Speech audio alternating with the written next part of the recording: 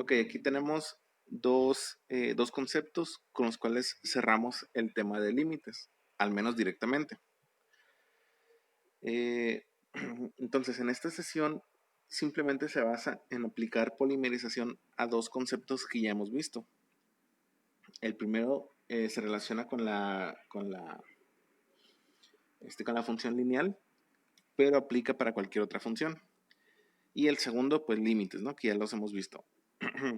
Entonces, explicamos un poquito qué tenemos aquí antes de proceder. Tenemos la representación gráfica de una función lineal. Para empezar, usamos una función lineal para recordar, ¿no? Entonces, aquí tenemos, en la misma, tenemos dos puntos de la recta. ¿Okay? Un punto cuyas coordenadas son x1, y1, y el otro punto cuyas coordenadas son x2, y2. Entonces, en x tenemos que este punto x2 lo podemos representar como x1 más triangulito de x. No, no es cierto. X1 más un incremento en x, ¿no? O sea, si me ubico en el punto x1 de la recta de x y me desplazo cierta distancia, que le voy a llamar incremento en x, llego al punto x2. Y de manera similar para y. Me ubico en un punto y1, me desplazo cierta distancia y llego al punto y2, que puedo representar como y1 más un incremento en y. Ya vimos que si tengo dos puntos, puedo encontrar la pendiente de la recta que pasa por ellos utilizando esta fórmula, ¿no? El punto y2 menos el punto, el punto y2 menos el punto y1, aquí lo tenemos en el numerador, y en el denominador el punto x2 menos el punto x1, ¿ok? Entonces, esto lo podemos representar como el incremento en y sobre el incremento en x. Esta es la razón de cambio, ¿no? Entonces, ahora, lo que me está diciendo esto es algo muy importante. Me está explicando esta proporción o esta razón, me está explicando la forma en la que se comporta la función. En este caso, una vez más, una función lineal, ¿no? En la cual este valor es una constante. Por ejemplo, si tenemos la recta 2x más 3, sabemos que la pendiente es 2. Entonces, lo que me está diciendo esta pendiente es que cada valor de x, por cada valor de x, lleva a tener el doble. ¿Ok? Si nos ubicamos en cualquier punto x, por ejemplo, en x igual a 1, y ahora le incremento 3 unidades, entonces y va a incrementarse en 6 unidades, porque se está incrementando el doble. ¿Sí? Entonces, de alguna forma, eso me indica un comportamiento que tiene la función. Otro ejemplo, tenemos esta recta, la pendiente es un cuarto. Me está diciendo que por cada 4 unidades en x, y va a incrementar o decrementar, según sea el caso, una unidad. Ok, entonces, este análisis de la razón de cambio es un elemento importantísimo en el curso de cálculo diferencial. Vamos a ver un poquito más adelante qué onda con eso, ¿no? Ahora, esto lo vimos para una recta, pero esta misma aplicación o este mismo análisis lo podemos aplicar a cualquier función que no sea una recta. Aquí tenemos una curva nada más para ejemplificar, ¿no? Nos ubicamos otra vez en un punto x1, y1 y en un punto x2, y2. Entonces tenemos nuestros incrementos en x y en y, y existe una recta que pasa por esos dos puntos. Ahí está, que es la recta secante, ¿okay? Que por definición toca en dos puntos a la curva. ¿Cuál curva? Pues nuestra función f de x, ¿no? Pues resulta que si aplicamos esta misma ecuación a estos dos puntos, pues vamos a tener la pendiente de esta recta secante. Y la información que me va a dar es justamente la razón de cambio promedio. Es decir, en esta curva, la razón de cambio no es una constante como aquí en la recta. Justamente al no ser una línea recta, el comportamiento de y con respecto a x va a cambiar. En cada punto de la curva está cambiando. Entonces, entre dos puntos yo puedo obtener la razón de cambio promedio, es decir, voy a promediar el comportamiento de Y con respecto a X entre esos dos puntos.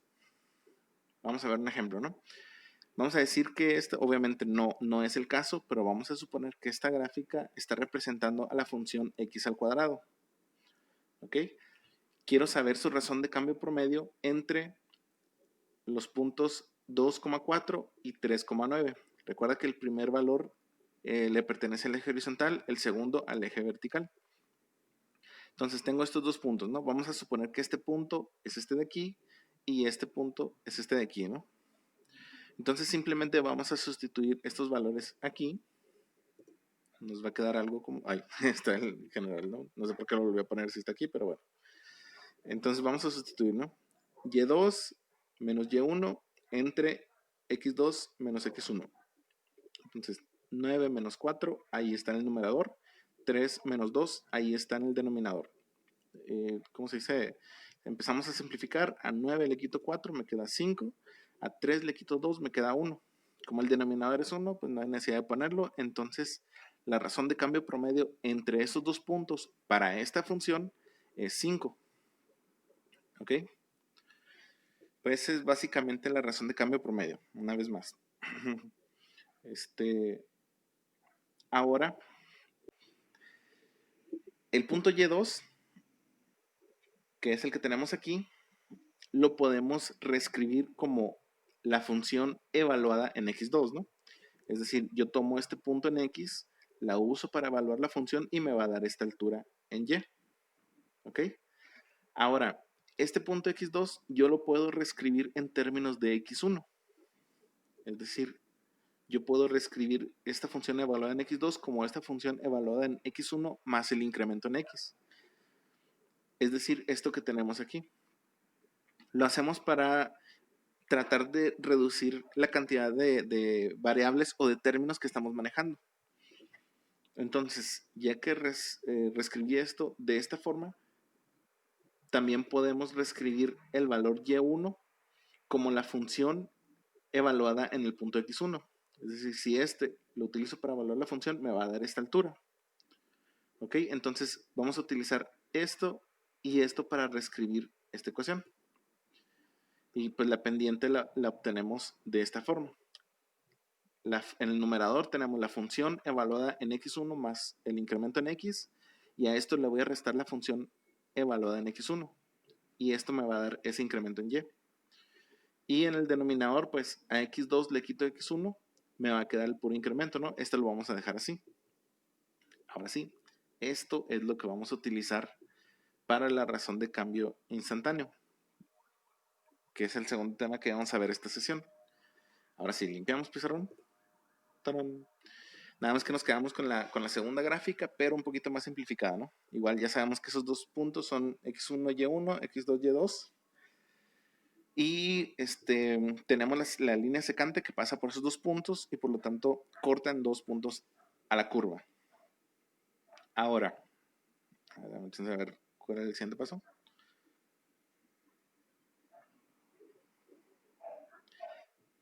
Ahora, este punto, lo que vamos a hacer es que lo vamos a acercar al primer punto, ¿sí? Este lo vamos a dejar fijo y este lo vamos a empezar a acercar. Ok, vamos a empezar a acercarlo. Obviamente tiene que estar por encima de la curva y lo que va a pasar es lo siguiente. Vamos a hacer algo como esto y a medida que nos estamos acercando cada vez más, pero sin llegar al primer punto, al que dejamos fijo, la recta que pasa por esos dos puntos pasa de ser una línea secante a convertirse en una línea tangente. Es decir, recuerda que la línea tangente es aquella que toca en un solo punto a la curva. Entonces, si esos dos puntos tienden a estar en el mismo lugar, esta curva que pasa por esos dos puntos tiende a tocar en un solo punto. Esa recta, perdón, tiende a tocar un solo punto a la curva. Y esto lo expresamos con esto. Lo único que hicimos del tema anterior es agregarle el límite cuando el incremento en X tiende a 0. Si estos dos puntos se acercan cada vez más, entonces la distancia entre ellos, es decir, el incremento en x, disminuye. Entonces, esto nos va a dar, si aplicamos el límite a esto, a la razón de cambio, lo que nos va a entregar es el comportamiento de la función en un solo punto. No estamos promediando un conjunto de puntos, sino solamente estamos obteniendo el comportamiento en un punto en específico de la curva. Ok, vamos a ver esto con un ejemplo. Otra vez vamos a agarrar la función x al cuadrado y vamos a obtener la razón de cambio instantáneo en x igual a 2. Recuerda que el segundo punto lo pusimos, bueno, está ahí, ¿verdad? Ahí es donde estaba antes. Pero el segundo punto lo escribimos en términos del primer punto, ¿no? Entonces no necesitamos ni un segundo punto, ni siquiera necesitamos el valor en y, porque si observas esto, el incremento va a estar en el límite y nada más tenemos el primer punto, ¿ok? Entonces vamos a hacerlo de la siguiente forma. Ahí tenemos esta misma fórmula, pero x1 lo sustituimos con el valor en x donde se nos pide encontrar la razón de cambio, ¿sí? La función evaluada en x1, o sea, la función evaluada en 2, la función evaluada en x1 más el incremento, la función evaluada en 2 más el incremento. Todo lo demás se queda igual. Y ahora lo que vamos a hacer es sustituir por la función en particular que estamos utilizando en este ejemplo. Entonces, la función original es x al cuadrado, pero como el argumento de entrada aquí es 2 más el incremento, entonces 2 más el incremento estoy elevándolo al cuadrado.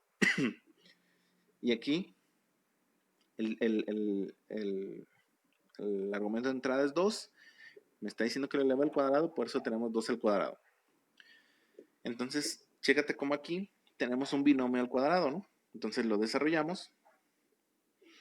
2 por 2, 4. 2 por el incremento en x, 2 veces el incremento en x, lo multiplicamos por 2, recuerda las fórmulas del binomio al cuadrado, y nos queda 4 por el incremento. El incremento por el incremento, incremento al cuadrado. Y 2 al cuadrado, 4, ¿no? De aquí ya podemos simplificar un poquito esto. Observa como que tenemos 4 positivo y 4 negativo, entonces esos se van a ir. Y nada más nos quedan estos dos y el denominador, ¿no? Ya que hicimos esto, observa cómo tenemos en todos los términos, en este y en este, tenemos al menos una vez el incremento en x.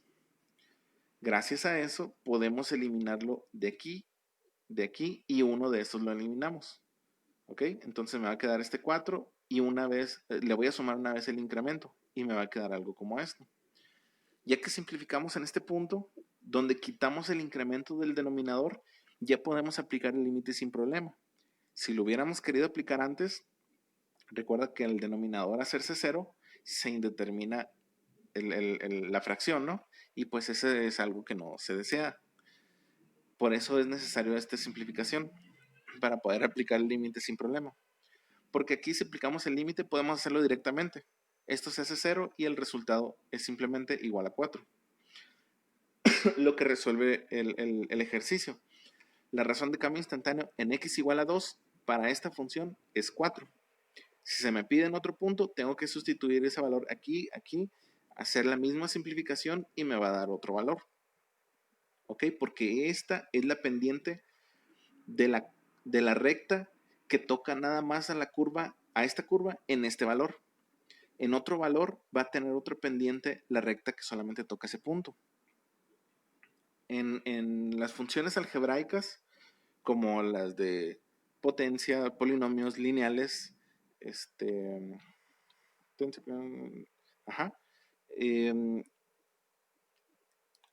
un procedimiento como este va a ser suficiente para encontrar la razón de cambio instantánea. En las funciones, cuando utilizamos este procedimiento, cuando lo utilizamos para encontrar la razón de cambio instantáneo en una función trascendente, como las exponenciales, logarítmicas, trigonométricas, a lo mejor ya tendríamos que recurrir a otras propiedades, pero igual se puede resolver. sin necesidad de aplicar tablitas o digo, tablas o la representación gráfica, ¿no? Bueno, entonces con eso terminamos esta sesión y cerramos oficialmente el tema de límites. Lo vamos a seguir viendo en las siguientes sesiones, pero ya de manera indirecta, ya no nos vamos a enfocar tanto en eso. Bueno, entonces vimos razón de cambio promedio y razón de cambio instantáneo, ¿no? Uno nos llevó al otro, y la razón de cambio instantáneo fue básicamente aplicar a la razón de cambio promedio el límite cuando el incremento tiende a cero, ¿no? Muy bien, eso es todo. Bye bye.